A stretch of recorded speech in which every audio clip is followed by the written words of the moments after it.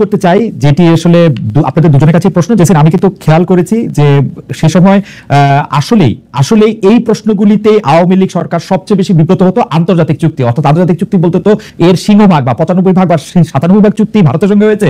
সেই ভারতের সঙ্গে চুক্তিগুলির ব্যাপারে সেগুলো আসলে জনগণের সামনে প্রকাশ করতে চাইতো না, দুজন আমাদের সাথে কি আছে সেটা দেখাতে চাইতো না, বা আমরা দেখতে পারতাম না। আরো যোগ্য সাংবাদিকরা নিশ্চয়ই পারতেন, আমরা পারতাম না, আমরা চেষ্টা করে, এবং প্রশ্ন করলেই তারা রাগ হয়ে যেত, মানে আমরা এই সেই এগুলি বলতো। কিন্তু আমার প্রশ্ন, এই 10 মাসেও কি সরকারের কাছে একই প্রশ্ন আমরা করতে পেরেছি যে সেই চুক্তিগুলি কোথায়, সেই চুক্তিগুলি বাতিল করা হলো না কেন, সেই চুক্তিগুলি আমাদের সামনে কেন আনা হলো না? সেই চুক্তিগুলি আমরা বরং উল্টা দিতেছি, ভারত একতরফা ভাবে আমাদের সাথে চুক্তির পর চুক্তি বাতিল করে যাচ্ছে, আমরা কেন সেটা বাতিল দেখছি না? আমি একটু জেসিনের মন্তব্য শুনবো, একটু জুলকারনাইন সাহেব থেকে জানতে চাইবো যে জুলকারনাইন সাহেব অনুসন্ধানীমূলক সাংবাদিক, আমরা একটু জানতে চাইবো যে আসলে আমরা এমন কোন কোন চুক্তি করে রেখেছি যেগুলো আসলে সরকার সামনে আনতে দিচ্ছে না বা দেখাচ্ছে না আমাদের। আমি আগে জেসিনকে একটু শুনি। জি, কাজী জেসিন। আচ্ছা, প্রথমেই বলি যে প্রশ্ন আমি করেছি যে এই চুক্তিগুলো কবে আমরা জানবো, কি কিছু জানতে পেরেছেন কি, সেটা আসলে প্রশ্নের উত্তর পেয়েছি, যেটা তদন্ত কমিটি করা হয়েছে, তারা কাজ করছে এবং এটা আমরা জানতে পারবো।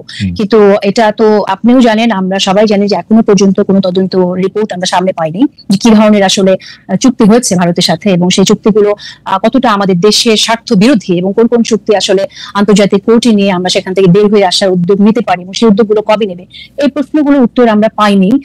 সেটা আসলে তদন্ত কবে শেষ হবে এটা সরকারের কাছ থেকেই আমাদের এটা জানতে চাওয়ার কথা। পরবর্তী প্রশ্ন সরকারের কাছে রাখা উচিত যে সরকার আসলে কবে এই তদন্তটা সামনে নিয়ে আসবে, যদি আদৌ সেই তদন্তটা হয়ে থাকে, করে থাকে। আমি প্রেস সেক্রেটারির কাছে জানতে চাইছিলাম, বিশেষ করে যেমন আমি প্রেস সেক্রেটারির কাছে জানতে চেয়েছিলাম, এবং আমি বলেছিলাম যে আমরা দেখতে পাচ্ছি যে ভারত স্থলবন্দর দিয়ে বন্ধ করে দিচ্ছে, ভারত ট্রান্সশিপমেন্ট বন্ধ করে দিচ্ছে, আমরা তো বন্ধ করতেছি না, চুক্তিগুলি প্রকাশও করতেছি না। আমাদেরকে মানে আমাকে, টু মাই আটার সারপ্রাইজ, আমাকে প্রেস সচিব জবাব দিয়েছেন যে আমরা তো কোনো রিটালিয়েশনে বিশ্বাস করি না, এটা বলে রিটালিয়েশন। আমরা তো একটার জবাবে আরেকটা এরকম করবো, এরকম কোনো কিছু তো করবো না, আমরা এগুলি ভেবে দেখছি। আরে ভাই, এগুলি প্রকাশ করেন, প্রকাশের কোনো নাম নাই, আপনি বলতেছিলেন কাজী জেসিন। হ্যাঁ, সো এটা আসলে একটা স্পষ্ট অবস্থানে আমরা দেখতে চাই। আমার কাছে কিন্তু আমি কিন্তু অন্যটা শুনেছি, আমি শুনেছি তদন্ত চলছে এবং তদন্তের পরে আমরা জানবো সরকার কি করবে। আমরা এখনো জানি না। আমি কিন্তু তৌহিদুলকেও জিজ্ঞেস করছিলাম, পররাষ্ট্র উপদেষ্টা, চুক্তি প্রকাশ করতে তদন্ত লাগবে কেন? আওয়ামী লীগ সরকার এই চুক্তি করছে, এটা গণমাধ্যমে প্রকাশ হবে, দ্যাটস ইট। এর মধ্যে তদন্ত কি দরকার? না, তদন্ত না, sorry let me correct it, এটা কমিশন করা হয়েছে, তারা এই কমিশন যাচাই বাছাই করছে এই চুক্তিগুলো নিয়ে। কমিশন যাচাই বাছাই করবে, আমাকে আমার সায়ের দ্বারস্থ হওয়া ছাড়া উপায় নাই। অনুসন্ধানীমূলক সাংবাদিক, আমাকে একটু বুঝাই বলেন তো, চুক্তি আওয়ামী লীগ সরকার ইন্ডিয়ার সাথে করছে, যেটা গোলামির চুক্তি, যেটা অনেকগুলি খারাপ চুক্তি, সেটা প্রকাশ করবে, সেটা দেখাবে এই চুক্তি করছে, এটার মধ্যে কমিশন করে কি করতে হবে স্যার? আমার যেটা আমি যতটা জানি, যতটা আমি বুঝতে পারছি, সেটা হচ্ছে যে তারা দেখতে যাচ্ছে যে কোন চুক্তিগুলোর মধ্যে বাংলাদেশের অ্যাডভান্টেজ কতটুকু আছে, ডিসঅ্যাডভান্টেজ কতটুকু আছে, কোন চুক্তিগুলো থেকে এক্সিট ক্লজ বেশ সহজ, কোন চুক্তিগুলোর exit clause is very hard. এবং এখানে বেশ কয়েকটা চুক্তি আছে আমি যেগুলো ব্যাপারে আমি জানি যে এগুলোর exit clause is very severe, যে আপনি যদি বের হতে হয়, আপনাকে ওরা যে প্রজেক্টটা করেছে অথবা যে ইনভেস্টমেন্ট করেছে সেটার সম্পূর্ণটা অথবা আগামী 20 বছর।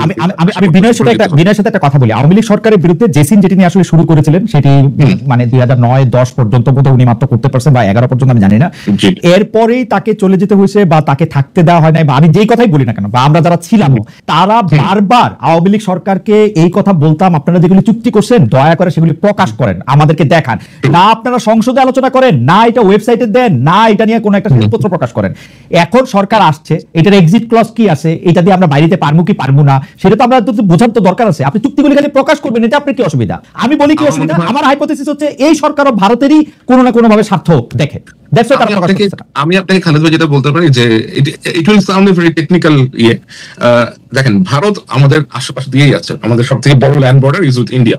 এখন এমন একটা দেশের সাথে আমরা আসলে আপনার ধরেন কোন ধরনের সরাসরি সাংঘর্ষিক অবস্থাতে যাওয়ার মতো অবস্থাতে এই মুহূর্তে আছে কিনা সেটাও চিন্তা করতে হবে।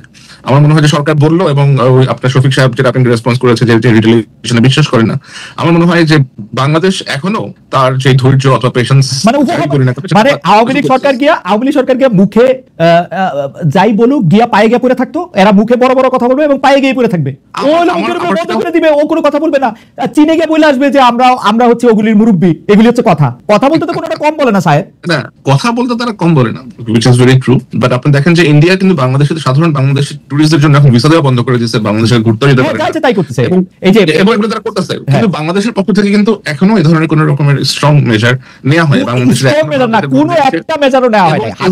এবং আমি আপনাকে ইন্টারেস্টিং জিনিস বলি, বাংলাদেশে উল্লেখযোগ্য সংখ্যক রয়্যাল এজেন্ট ঢুকেছে, এসে এরা ডিটিএফ এর সাথে মিটিং করেছে, এনএসএর সাথে মিটিং করার চেষ্টা করেছে, তাদেরকে পার্সুয়েট করার চেষ্টা করেছে, এবং লাকিলি আমাদের এজেন্সিগুলো এদের সাথে কোনো রকমের কোঅপারেশনে যায় নাই। এন্ড আমি এদের যে পাসপোর্ট নাম্বার সহ বিস্তারিত আপনি ফাঁস করে দিয়েছি, এবং তারপরেও আমাদের দেশ থেকে ভারতের সাথে কোনো রকমের কথাবার্তা বলা হয়নি। ভারতীয় এম্বাসিতে হাই কমিশনে কি জানি আরে আপনার রাজেশ অগ্নিহোত্রী যে ঢাকাতে রয়্যাল স্টেশন চিফ, এটা আমরা গত 2 বছর ধরেই জানি। এটা আমি 2 বছর ধরে ক্রমাগত আপনার লিখে গিয়েছি। এই লোক লাস্ট ইলেকশনের সময় আপনি বিভিন্ন রকমের প্রভাব রেখেছে, এর সাথে মিট করতে চায়, ওর সাথে মিট করতে চায়, তার বাসায় পলিটিক্যাল পার্টিদেরকে নিয়ে আসে। বাট স্টিল বাংলাদেশ এখনো এই লোকটাকে রেখে দিয়েছে ঢাকাতে, সে এখনো ঢাকাতেই আছে। হাসিনা সরকার চলে গেছে, he is still in the same appointment, এবং সেটাতে কোনো ব্যবস্থা গ্রহণ করা হয়নি। আমি এই কথাটাই বলতে চাই যে ডক্টর মোহাম্মদ ইউনূস সরকার একটা কিছু মানে সমান কিছু করার দূরে থাক, ইন্ডিয়া একের পর এক গাজওয়ারি, আজকে বর্ডার বন্ধ করে দিচ্ছে, কালকে ভিসা বন্ধ করে দিচ্ছে, কালকে স্থলবন্দর বন্ধ করে দিচ্ছে, কালকে ট্রান্সশিপমেন্ট চুক্তি বাতিল করতেছে, একটা কিচ্ছু করে নাই যেটা ইন্ডিয়ার স্বার্থের এগেইনস্টে যায়, শুধু কতগুলি গপ্প দেওয়া ছাড়া, উঁচা কথা বলা ছাড়া। হয় কিছু স্টেটমেন্ট ইস্যু করেছে বাংলাদেশের। কোন স্টেটমেন্ট, কোনটা বলুন তো? সবার আগে আইসি আদানির টাকা দিছে, জিজ্ঞেস করলেই বলে যে আদানির টাকা না দিলে বলে ভারত বোম মারতো। সবার আগে আইসা এগুলি করছে, এগুলি আমাদের ভাই। যাই হোক, হবে লাস্ট প্রসঙ্গে লাস্ট আসি। এইটা আসলে এইটা আমরা যে ইয়াকে দিয়ে শুরু করি, জেসিমকে দিয়ে শুরু করি, আমরা সায়েরকে দিয়ে শেষ করব। সেটা হচ্ছে যে মানে বর্তমানে বাংলাদেশে মানে আমি বেশিরভাগ সময় একটু ভবিষ্যতের কথা ভাবি, যে পরে যখন কন্টেন্ট অ্যানালিসিস করে গণমাধ্যমের কাজগুলি দেখা হবে তখন সেটা আসলে কি দেখা হবে। যেমন মনে করেন বাংলাদেশের গণমাধ্যম রাষ্ট্রপতি সংক্রান্ত সকল সংবাদ এড়ায় চলে, কিন্তু বড় একটা খবর হলো কয়েকদিন আগে যে রাষ্ট্রপতি প্রথমবারের মতো 10 মাসে প্রথমবারের মতো বঙ্গবন্ধু ছেড়ে বাইরে আসা সেনা ইয়াতে আসেন পিজিআর এর অনুষ্ঠানে। সেই খবরটাও আসলে খুব বেশি পরিমাণে আমরা মানে বাসসে দেখি নাই, বিটিভিতে দেখি নাই, ইয়াতে দেখি নাই। এইটা আসলে কিভাবে বিবেচনা করা হবে? মানে এটা কি স্বাধীনতা? মানে আমরা ওকে দেখতে পারি না অথচ ও প্রেসিডেন্ট, মানে এটা কেমনে দেখা হবে? আপনাদের দুজন কিভাবে দেখেন আসলে? মানে এটা কিভাবে আপনারা যদি সাহায্য করতেন। আমি প্রশ্নটা কয়েনও করতে পারি না, আমার খালি মনে আছে যে প্রেসিডেন্ট একজন আছে যারা আমরা আবার খুব বেশি প্রেসিডেন্ট মনে করি না, মহামান্য বলি না, তার খবরও দেই না, কিন্তু তিনি আবার প্রেসিডেন্ট আছেন, তারা আবার আমরা সরাইতেছি না। মানে এটা কিরকম আসলে, এবং গণমাধ্যমের দৃষ্টিতে এটা কিরকম যদি জেসিন আগে বলেন। গণমাধ্যমের কাজ তো হচ্ছে আসলে তথ্য সামনে আনা। তো প্রেসিডেন্ট একটা প্রোগ্রামে গেছেন এবং তিনি এই এতদিন পর প্রথম একটা প্রোগ্রামে গেছেন, সেটা তো একটা অবশ্যই আমাদের কাছে তো নিউজ একটা মানে অ্যাসেট, তাই না? সুতরাং সেটা কভার করবে সবাই, সেটাই স্বাভাবিক। এবং সেটা যদি কেউ না করে থাকে তাহলে সেটা আমার মনে হয় যে তারা একরকম পক্ষপাতিত্বের এখানে, বা পক্ষপাতিত্ব ঠিক শব্দটা এখানে অ্যাপ্রোপ্রিয়েট হবে না। আমার মনে হয় যে ইমোশনালি তারা হয়তো জিনিসটাকে অ্যাকসেপ্ট করতে পারে না যে এখনো পর্যন্ত তিনি যিনি কিনা